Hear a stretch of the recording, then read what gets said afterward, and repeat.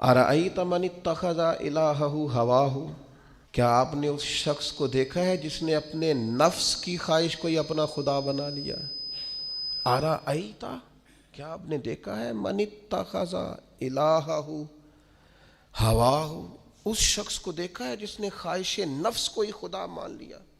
نبی پاک صلی اللہ تعالی علیہ وسلم نے ارشاد فرمایا، آسمان کے سائے کے نیچے اللہ کے سوا پوجے جانے والے معبودوں میں سے سب سے سنگین اللہ کے نزدیک وہ معبود ہے جو لوگ اپنے نفس کی خواہش کو معبود بنا کے پوجتے ہیں۔ رب کہتا ہے انہوں نے اللہ کے مقابلے میں معبود بنا لیا۔ کس کو؟ نفس کی خواہش کو۔ ایک طرف اللہ کا حکم ہے، ایک طرف نفس کی خواہش ہے، چلتے کس طرف ہیں؟ رب کہتا ہے انہوں نے نفس کی خواہش کو اپنا معبود بنا لیا، اللہ کا حکم نہیں مانتے۔ میں آپ سے ایک بات پوچھتا ہوں، جنازے کو بھی نماز ہی کہتے ہو نا؟ اس کا پورا نام کیا ہے؟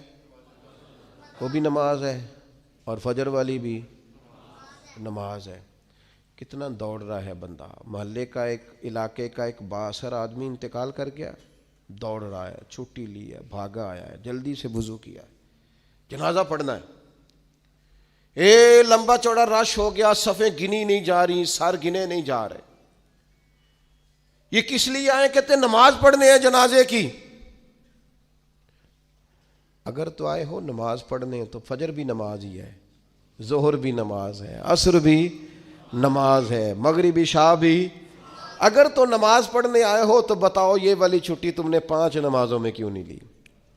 اگر تو آئے ہو نماز پڑھنے تو پھر بتلاؤ یہ والا اہتمام فجر میں کیوں نہیں ہوا؟ یہ تم نماز پڑھنے نہیں آئے، یہ ہم اللہ کے حضور حاضری دینے نہیں آئے۔ یہ وہ جو سیاسی رکھ رکھاؤ ہے، یہ جو ذاتی یہ نفس کی عبادت ہے، یہ اللہ کی عبادت نہیں ہے، یہ خواہش نفس کی تکمیل ہے۔ یہ رب کی عبادت، یہ تو اپنے خواہش کے پیچھے دوڑے آئے ہو۔ مجھے بتلاؤ نا۔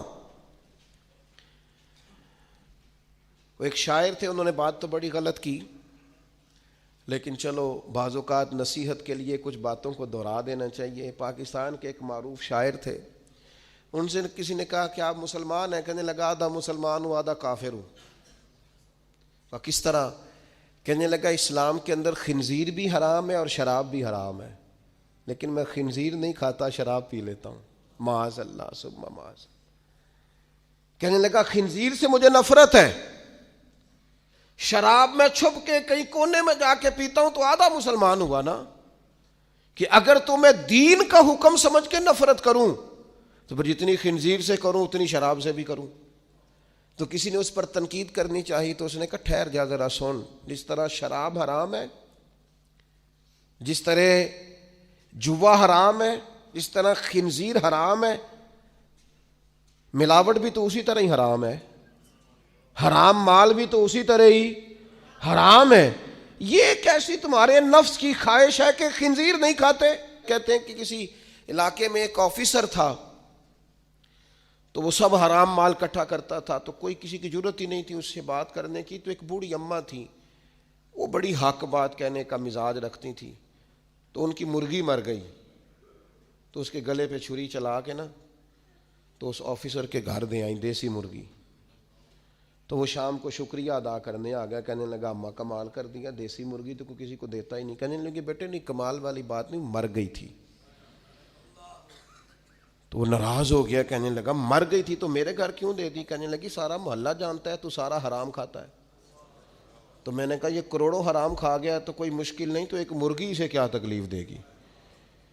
تو وہ اللہ نے اس کے دل میں بات ڈالی، اس کو اثر ہوا، وہ رونے لگا، کہنے لگا بات تو ٹھیک کر رہی ہے، کروڑوں روپیہ حرام کا آئے تو وہ چونکہ نفس پسند کر رہا ہے تو وہ ٹھیک ہے، اور ایک مرغی صرف چھری نہیں چل سکی مر گئی تو اس سے الٹی آ رہی ہے، کہہ رہی ہے، کیا مطلب ہے اس کا؟ وہ ہمارے ایک دوست ہیں، وہ کہتے ہیں ہمارے زمانے میں لوگ اس طرح کے پرہیزگار ہیں کہ ایک شخص کو ایک نیا جوتا مل گیا کہیں گرا ہوا، اس نے اس کا مالک ڈھونڈنا شروع کیا، کسی کا نیا جوتا گر گیا سڑک پہ تو ڈھونڈتا رہا، ایک پیر تھا، ڈھونڈتا رہا، وہ کس کا ہے بھائی، کس کا ہے؟ تھوڑی دیر آگے جا کے اسے اس کا دوسرا پیر بھی مل گیا، پھر اس نے مالک ڈھونڈنا چھوڑ دیا۔ پہلے وہ نیک تھا، کیونکہ ایک جوتا تھا نا، پہن نہیں سکتا تھا۔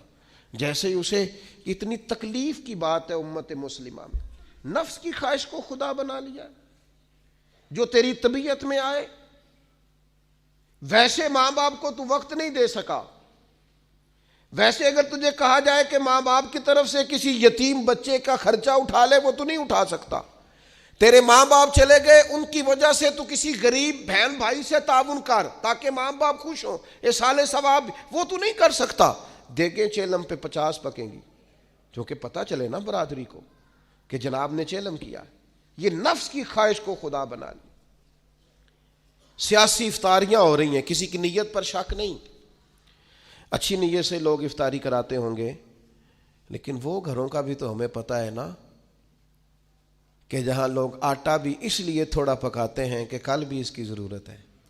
وہ محلے کے گھر نظر نہیں آتے؟ افطاری کے لیے ایک سجن بلایا جو پہلے کروڑ پتی، اور بلایا کہاں سے؟ لاہور سے، اسلام آباد سے، فیصل آباد، تو جو تیرے ارد گرد تھے۔ نفس کی خواہش کو خدا بنا لیا۔ بندہ مومن کی یہ شان نہیں ہے۔